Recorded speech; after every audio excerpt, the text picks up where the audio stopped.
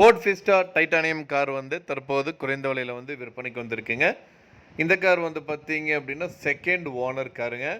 Petrol variant. Model வந்து பார்த்தீங்க அப்படின்னா 2012 மாடலுங்க. மொத்தமாகவே வந்து பார்த்தீங்கன்னா 11,000 கிலோமீட்டர் வரைக்கும் இந்த கார் வந்து ஓடி இருக்குங்க. எந்த ஒரு பார்ட்ஸும் வந்து இது வரைக்கும் ரீப்ளேஸ்மெண்ட் பண்ணது கிடையாதுங்க. நல்ல கண்டிஷனில் இருக்கக்கூடிய அழகான காருங்க இது.